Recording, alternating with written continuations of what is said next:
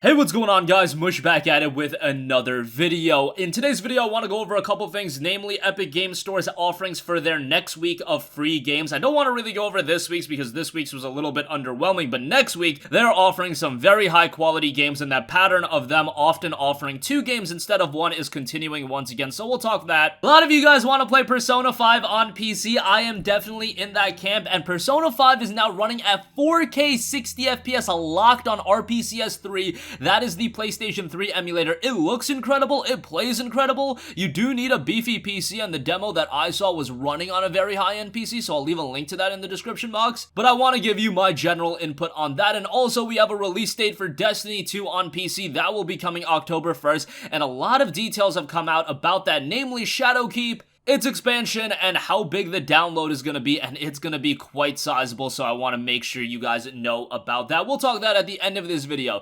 First up, let's talk the EGS free game offerings. Okay, this week they gave away GNOG for free. That's not really what I want to talk about. Rather, next week, come August 15th, they're going to be offering 2 high-quality games. First up, from Heart Machine, Hyper Light Drifter is going to be a freebie. And Hyper Light Drifter is an awesome game that still goes for a decent price point. On Steam, it's $19.99, but I believe it has gone on sale for like $7.49 around that price point. And it is an awesome game, visually incredibly aesthetic. It has a great soundtrack, a little bit challenging, but you'll see a lot of resemblances to a game like an old school Legend of Zelda title. It's just really good, and to give you guys an idea of what the community thinks of it, based on 9,900 Steam user reviews, 94% positive, so it's just teetering on that edge of being an overwhelmingly positive received game. But it's a great game. I think it's been a part of a Humble Monthly in the past. Whatever the case may be, to get that game free is awesome. And also, if that wasn't enough, they will also be giving away Mutant Year Zero Road to Eden. This is a recently released game as well, but I can say for a fact that this has been a part of Humble Monthly in the past, and it's a part of Game Pass as well. So it's been a part of a lot of different services, and that's what you're going to notice with all of these free game offerings, subscription services, is that there's a lot of crossover with all of these platforms. So if you have a service like Game Pass, and then you also subscribe to Humble Monthly, and then you take advantage of the Epic Games free games,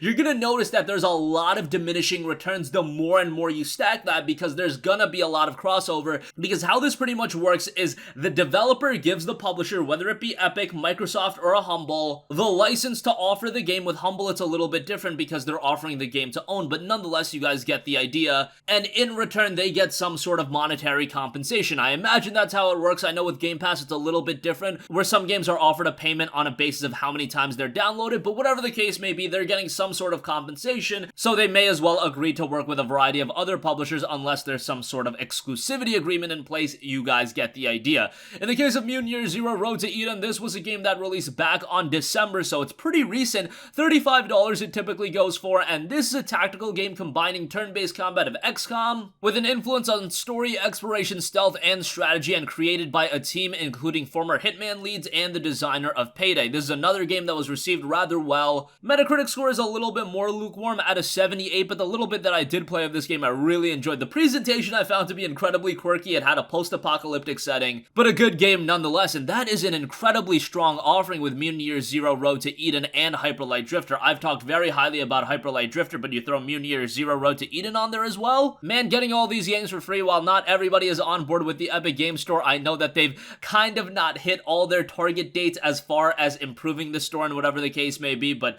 as far as the free games go, they've been pretty good, and I'm interested to see how the offerings are going to improve, because can you consistently offer this level of games, this quality level of games every week? It used to be every 2 weeks, and it used to be only a single game. Now it's every week, and a lot of those weeks we're getting 2 games. Now, how are you going to up the ante? You up the ante with the Epic Mega Sale by offering a game every week. Now you're offering 2 games a week with a lot of these weeks for the next Epic Game Sale, because you would think that has to be a consistent goal. You have to constantly raise the bar, and with the Epic Game Store, I feel like they're reaching that cap very soon, but who knows? They might throw a bunch of money at a different publisher and, you know, offer recently released games for free. Could you imagine if they started offering games like Metro Exodus for free? That would just be a little bit absurd. I don't think that's going to happen, but nonetheless, nothing was would surprise me at this point. Alright, I also want to cover a couple of other things real quickly. Persona 5, wow, has this game made some progress on RPCS3. Now, I've made videos talking about the potential of this game coming to PC, and I think that potential is quite high, given the fact that Atlas is finally starting to release their games on PC. We saw the release of Catherine, so if you're gonna put out Catherine on PC, why not open the floodgates, namely the games that people really want to see, like a Persona 5. If you release Persona 5 on PC and charge $49.99 for it, I guarantee you a ton of people would buy it. Now, it might be a little bit different at this point, given that Persona 5 is getting an upgraded version, but Catherine was getting an upgraded version, and a lot of people bought Catherine, and we don't even know if that upgraded version of Catherine Full Body is gonna come to PC. I would hope at some point it will, but nothing has been confirmed at this point. Whatever the case may be, Persona 5 is now running incredibly well on PC. BSOD Gaming has a video uploaded on their official channel, and you can see the game running incredibly well, to the point where this game is smoking the PlayStation 4 version of the game, and you would have to think that at some point this emulator is going to be available to everyone. It's going to be a lot more accessible in terms of hardware requirements,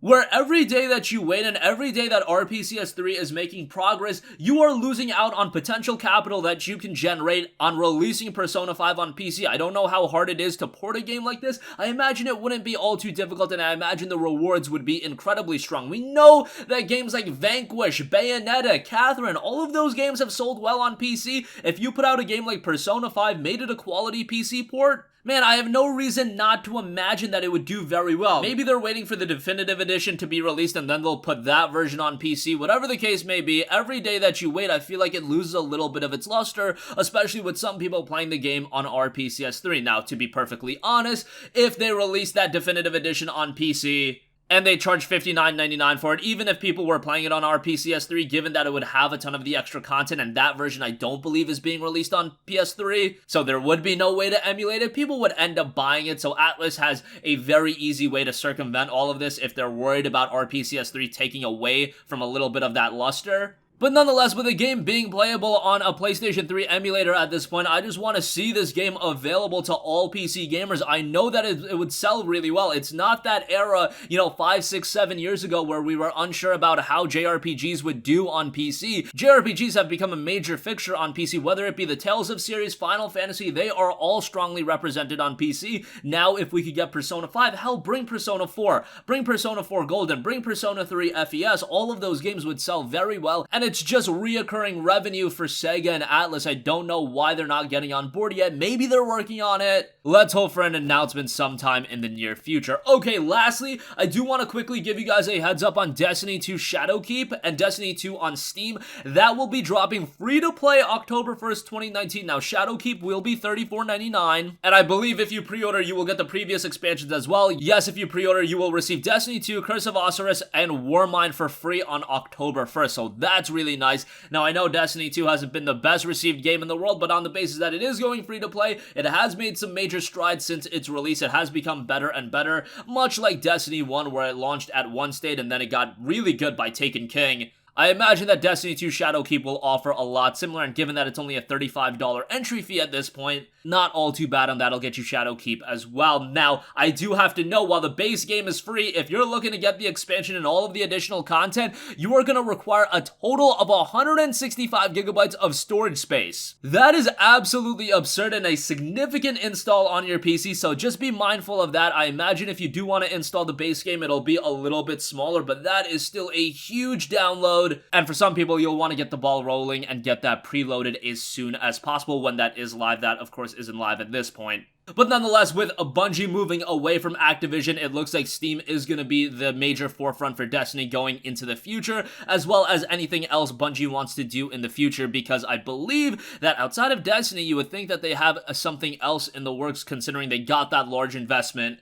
I just want to see what they can do in the future. I know Destiny has been a little bit of a hit or miss, but these are the guys that took Halo to arguably its peak. I don't even think I have to say arguably, given that, with Halo 4, I feel like the general consensus is that it did fall off a little bit, but nonetheless, I don't want to get into that debate right now. That's going to conclude this video, guys. Again, let me know your thoughts on EGS. I know a lot of you guys are still hesitant to jump on board even for the free games, but are at the very least you taking advantage of the free games, because recently they have been incredibly strong. And next week, Hyper Light Drifter and Mutant Year Zero Road to Eden, those are super strong offerings. Persona 5 is now running at 4K 60 locked on RPCS3. That is pretty absurd. And Destiny 2 is going to be a 165GB download on PC, so be aware of that. But it will be dropping October 1st, and it will be free to play as far as the base game is concerned. If you guys have a request for a future video, you can always leave that in the comment section down below, and I will catch you guys in the next one. Peace out.